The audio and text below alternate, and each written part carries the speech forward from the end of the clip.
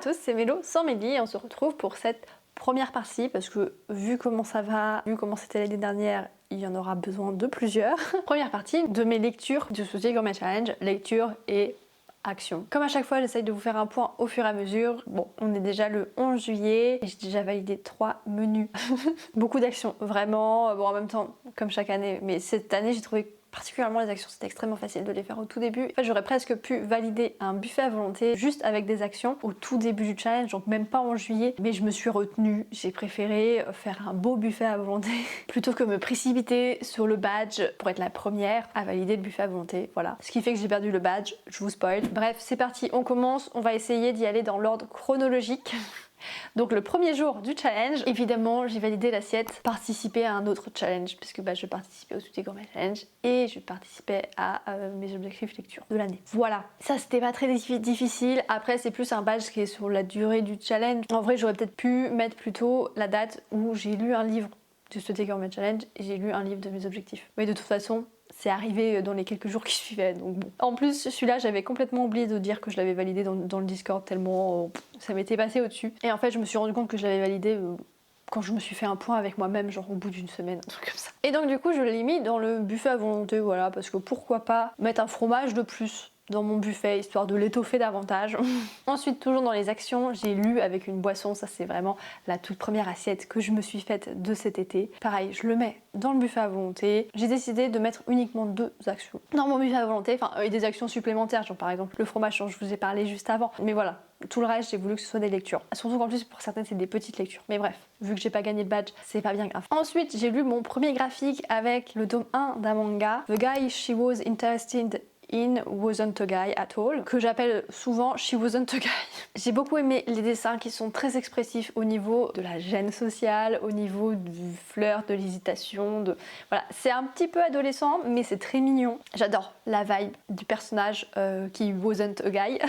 Je vais voir ce que la suite me réserve. D'ailleurs, en ce début de Sauté Gourmet Challenge, je me rends compte que j'ai commencé énormément de sagas, que je vais peut-être pas pouvoir finir, parce que là, je pensais qu'il y avait que 2 tomes, mais en fait, il y a déjà le 3e qui est sorti, donc je ne sais pas à combien de tomes ça va mener tout ça. Bref, je l'ai mis dans le buffet, donc voilà, c'était une lecture quand même assez courte, mais en même temps, on était le jour 2. Et ensuite, comme c'était le week-end, j'ai bricolé, et cette fois-ci, je l'ai mis dans le resto, parce que bon bah voilà, je vais pas mettre tous mes fromages au même endroit. C'est le seul autre endroit où il y a un fromage, je crois. Comme c'est quand même une assiette assez conséquente, en tout cas dans mon cas, c'est pas une bricole qui me prend 2 minutes. Et de toute façon, le resto, c'est pas un... Enfin, je vais le valider juste pour avoir le badge, j'ai validé tous les menus. C'est pas nécessaire pour mon challenge. Ensuite, enfin, une lecture livre, roman, avec un recueil de nouvelles, le livre des poupées de Joyce Carol Carol Oates, que j'aurais aimé lire en automne de l'année dernière, mais ça s'est pas fait et à chaque fois je l'ai repoussé. Ce fut une très très bonne découverte, vraiment. Je suis très contente de connaître la plume, le style de cette autrice et j'ai très envie de me diriger vers d'autres de ses récits. On est sur du thriller, pas horrifique sans être horrifique, ça c'est très très réaliste et très très probable ces histoires. On est plutôt centré ici autour de thématiques qui se rapportent à la société américaine, notamment au niveau du problème des armes à feu, mais chacune des nouvelles est sur une thématique différente. La première,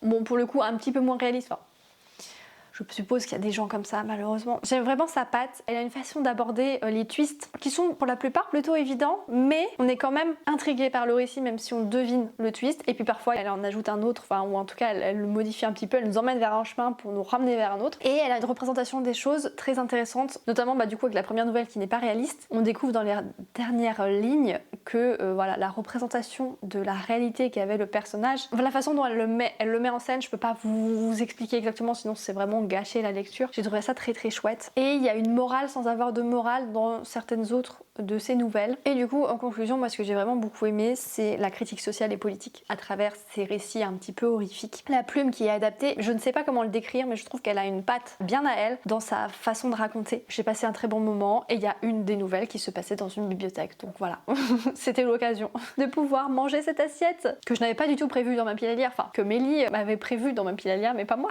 Et donc je l'ai mis dans le menu pub. Et ça au début je ne savais pas que je le mettrais là parce que voilà, j'ai réfléchi à toute une stratégie vu que à la base je visais le badge, valider le menu buffet à volonté en première, et je me suis fait coiffer au poteau mais vraiment à quelques jours près par Colline. Bravo à elle. En fait je crois que ma spécialité c'est des destinations et pas valider en vitesse le buffet à volonté. Il va falloir que je me fasse à cette idée. En tout cas je suis très contente. On était plusieurs compétitrices à pouvoir avoir ce badge, c'était chouette. Et donc du coup, quand j'ai compris que c'était pas atteignable pour moi, j'ai changé ma stratégie pour optimiser les destinations vu que cette année ça m'a paru très compliqué. Et globalement, parmi mes lectures, j'envisageais 2 destinations et encore... tout le reste, c'est quelque chose que je peux obtenir que par des menus. Sauf que dans les menus, il y a énormément de boissons, énormément de desserts, et j'ai pas particulièrement sous la main ou dans ma wishlist de quoi valider ces boissons et ces desserts. En parallèle, le même jour, j'ai lu dans les transports. Là, c'était plus une écoute d'un livre audio, parce que c'est moi qui conduisais, que j'ai mis dans les tapas. Ensuite, j'ai lu avec une source de chaleur, la source de chaleur étant mon chat. Après, j'ai bon espoir qu'une âme dévouée me gonfle une baignoire et me prépare un petit bain chaud.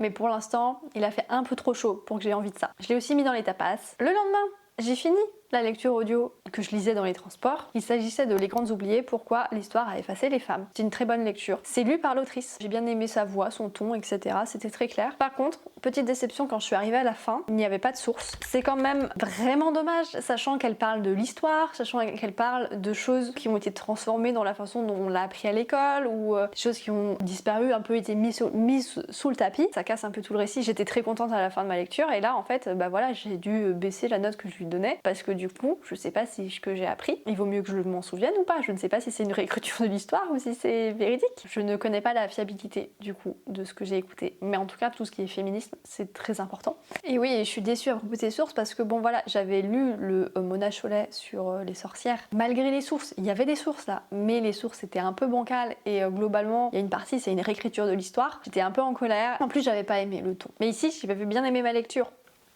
Je l'ai mis dans le livre engagé dans un joker et ce joker là je l'ai utilisé comme dessert pour le salon de thé parce que le pub et le salon de thé je comptais les valider en vitesse pour avoir deux destinations sur les continents Afrique et Europe. Ensuite j'ai lu un livre acheté aux Imaginales, le dernier Christopher Wicks avec Le mensonge suffit qui est son dernier opus de son triptyque autour de l'intelligence artificielle. Un opus beaucoup plus court que les autres, on est sur du moins de 200 pages. D'ailleurs à la base je comptais le mettre dans une lecture 24 heures, je l'ai bien lu en 24 heures mais finalement, comme j'ai réussi à en lire un autre par la suite, je veux pas vous spoiler, mais bref, je l'ai mis dans une sortie de l'année, ce qui était prévu à la base. Voilà.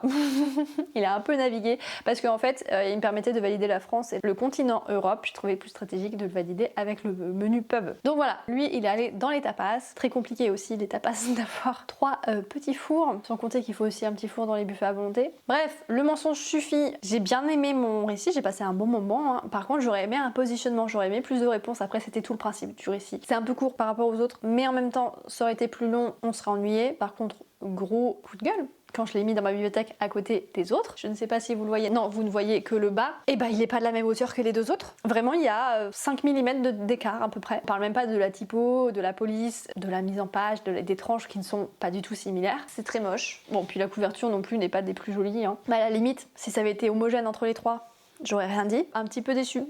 Ensuite, du coup, j'ai vu une adaptation. Enfin, du coup, je dis du coup parce que j'ai tourné mon vlog Objectif Lecture juste avant, donc je dis du coup parce que pour moi, il y a quelques minutes d'écart, mais pour vous, il y aura une semaine minimum d'écart si ce n'est plus. J'ai vu une adaptation d'un livre avec l'adaptation du premier tome d'une saga policière de Jussi Adler-Hodgson avec Département Q, un truc sur des affaires classées policières. Je l'ai mis dans Pub parce que c'est un joker et je l'ai mis dans les boissons vu qu'on manque cruellement de boissons.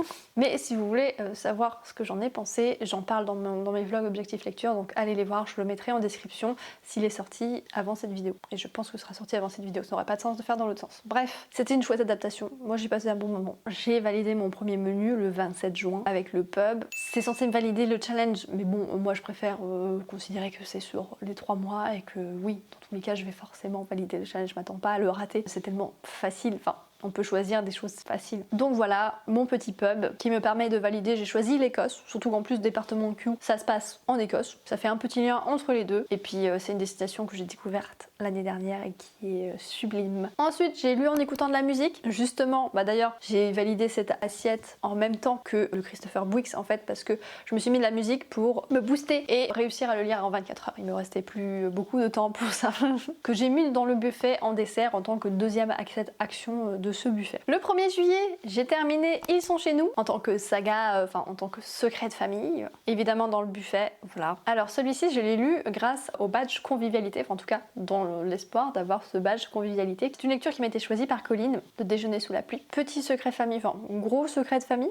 J'ai bien aimé l'histoire. Par contre, c'est globalement du divertissement. Voilà, faut pas aller chercher non plus trop de choses. La plume a pas de poésie particulière, pas de beaux mots non plus. Enfin après j'ai lu sa traduction, donc bon, je ne sais pas. Il y a peut-être quelques éléments scénaristiques un petit peu grossiers, quelques incohérences, mais globalement j'ai bien aimé le secret, j'ai bien aimé les thématiques. Moi ce qui m'avait attiré à la base c'était la thématique sectaire. J'y recherchais peut-être un côté un petit peu engagé qu'il n'y a pas eu, mais voilà, j'ai passé un bon moment. Je sais pas si je lirai la suite qui a l'air, d'après les gens qui l'ont lu, un peu moins bien.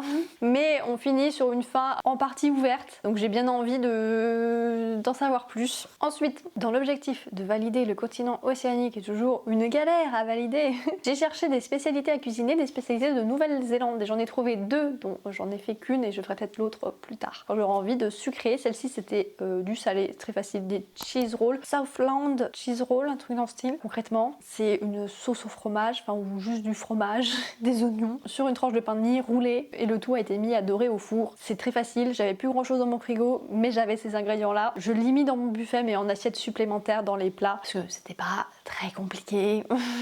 Par contre c'était très bon et très facile à faire. Ensuite, un livre avec une couverture fleurie, et ça c'est grâce à la stratégie de Milly que je l'ai mis là, vu que c'est elle qui pensait que j'allais faire comme ça, dans ma pioche à lire. Donc le 3e tome de Anne Shirley. J'ai vraiment beaucoup aimé ma lecture. Elle est très douce, un peu plus douce que les 2 autres tomes, parce que les thématiques sont globalement moins dures. Voilà, on est face à des personnages qui sont adultes, ou presque adultes. Donc voilà, il y a un petit peu moins de harcèlement.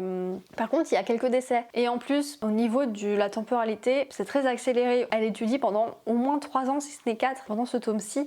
Donc voilà, il se passe beaucoup de choses et il y a beaucoup d'ellipses à mon grand désarroi. Mais voilà, j'aime toujours autant le personnage principal. J'ai vraiment très hâte de lire la suite et j'espère que je lirai le tome 4 cet été, dans ce challenge. Puis bon, quand j'ai dit que c'était plus doux, moins triste, il y a quand même des moments qui peuvent tirer une petite larmichette. Voilà. Et donc du coup, cette couverture fleurie, elle me permet de valider la Nouvelle-Écosse. J'aurais pu valider aussi aussi à la place l'île du Prince-Édouard. 2 îles côte à côte. Bon voilà, cette fois-ci ça se passe globalement en Nouvelle-Écosse, même si elle revient un petit peu sur l'île du Prince-Édouard. Donc voilà, un peu de changement par rapport à l'année dernière, parce que j'avais aussi utilisé un Anne pour valider une destination. Ensuite, une lecture que j'ai faite grâce au club de lecture de Pico Books, propre, un roman en 24 heures qui m'a permis de valider le Chili, une destination en Amérique du Sud, ce qui m'a permis d'éviter de devoir me décarcasser pour valider les tapas, pour valider l'Amérique du Sud. Pour le coup, je l'ai mis dans le buffet à volonté, à la place du coup de Le Mensonge suffit. Ce qui m'a retardé la validation du buffet à volonté. À la base, j'étais censée pouvoir le valider au moment où je finissais Anne de Rendron, mais comme de toute façon, le badge n'était déjà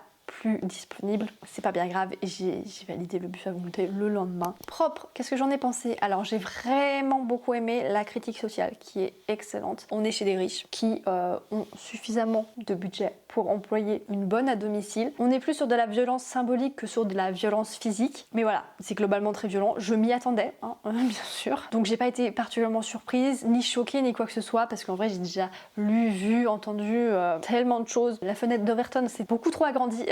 En tout cas, c'est une bonne lecture. J'hésite un peu, je sais pas si c'est une très bonne lecture ou une bonne lecture. Et globalement, c'est très bien, mais c'est vrai qu'il y a des petites choses, je me questionne un petit peu.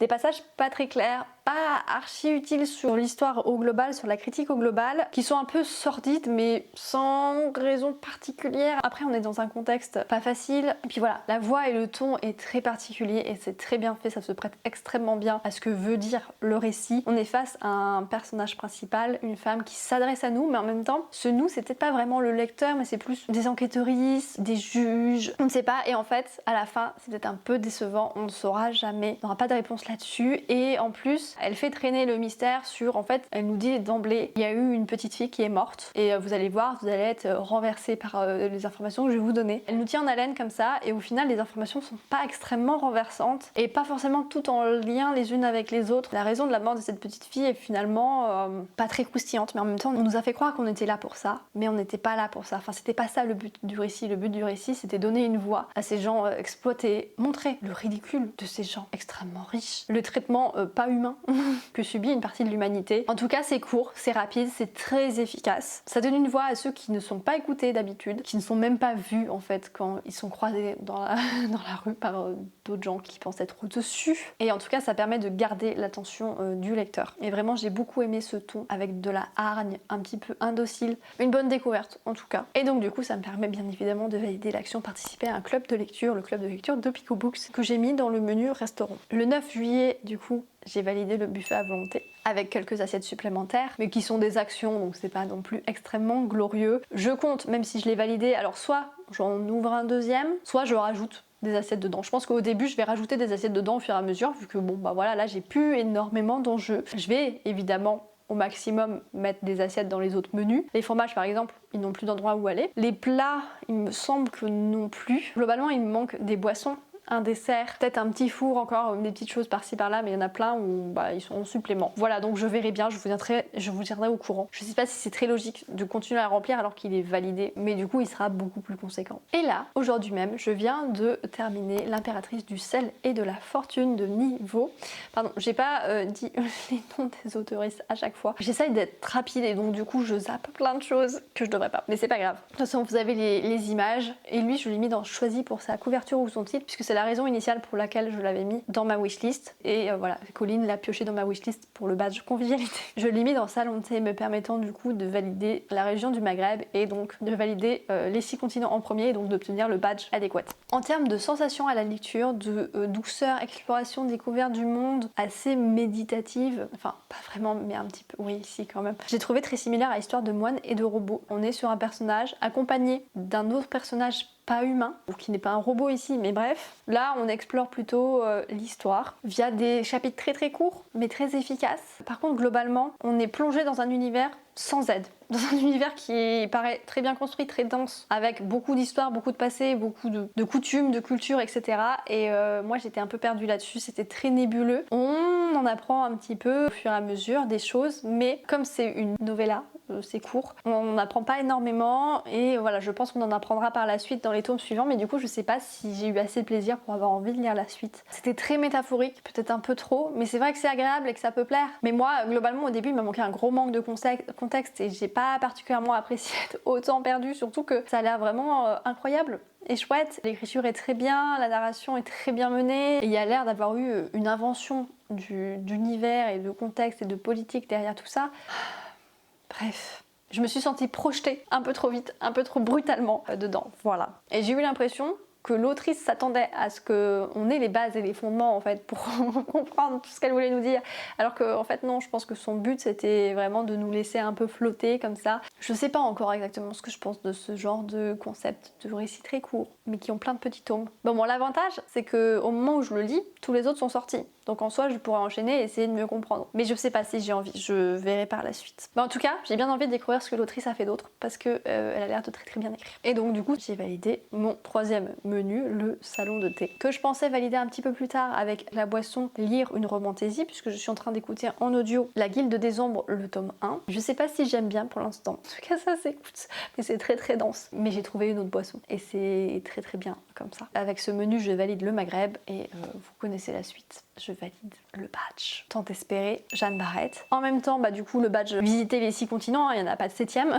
dans ce challenge. Il y a l'espace, mais ça compte pas pour les badges là. D'ailleurs, j'espère que je vais pouvoir le valider, mais je suis pas sûre parce que là, je suis en train de lire un livre que je compte mettre dans un livre offert et il me semble qu'il n'y a plus d'autres lectures avec des destinations qui sont faisables par mois. Ah non, il y a le coup de cœur, le dernier coup de cœur de son influenceuse préférée, mais pour l'instant, je sais pas. Faudra espérer que quelqu'un que je suis a un coup de cœur pour de la SF bientôt. Et donc, je valide aussi Isabella Bird, vu que Isabella Bird, c'est quasiment tous les continents sauf l'Amérique du Nord. Comme j'ai tout, j'ai forcément lui aussi. Et donc, au niveau des chiffres, des statistiques, voilà, je vous mets un petit rappel. J'espère que je me suis pas trompée parce que j'arrête pas de faire des petites erreurs, d'oublier de compter des actions, bref, quand je les partage sur le Discord. Je suis à 8 livres lus, 9 actions, 6 destinations. Le bingo, pour faire une ligne, il me manque une assiette et une colonne. Il me manque 2 assiettes, mais il y en a une qui va bientôt être validée, donc il me manquera bientôt plus qu'une assiette. J'espère bien valider quasiment l'intégralité du bingo. Les tapas, il me manque une boisson. Le brunch, j'ai rien du tout pour l'instant. Le restaurant, il m'en manque 2, mais la boisson arrive bientôt avec le récit de romantaisie. J'ai encore de l'espoir pour valider l'espace. Et puis voilà, maintenant le grand challenge, ça va être de valider mon badge convivialité. Il me reste 2 livres, mais il y en a un que je viens d'entamer. Préparez-vous pour la bagarre. D'ailleurs, je suis rentrée direct dans l'eau dure. C'est un récit féministe autour de comment les médias transmettre l'information. Ça m'a l'air très très intéressant, on va voir s'il y a des sources. En tout cas pour le sujet du premier pourcent, il n'y a pas réellement besoin de sources, c'est un sujet d'actualité, enfin d'actualité, qui a été d'actualité, que moi j'avais pas suivi d'extrêmement près, mais voilà, j'en ai eu quelques bribes. C'est glaçant, finalement il n'y a peut-être pas forcément besoin de lire des nouvelles de Joyce Carol Oates. Et j'ai aussi entamé le dernier livre que j'ai en papier, avec Loin des îles Mauves de Chloé Chevalier. J'espère que l'un va adoucir l'autre. J'espère que cette vidéo vous aura plu, j'espère que vous passez un très bon été, ou que vous avez passé un très bon été, je ne sais pas quand cette vidéo va paraître. Et puis en attendant une prochaine, je vous souhaite de très bonnes lectures, et n'hésitez pas à me laisser en commentaire vos avis sur mes lectures, mes visionnages, etc. Et aussi dites-moi si je vous ai donné envie de lire les livres dont j'ai parlé. Parce que par exemple, L'Impératrice du sel et de la fortune, je ne suis pas le public cible, je pense, mais parmi vous, il y en a peut-être beaucoup.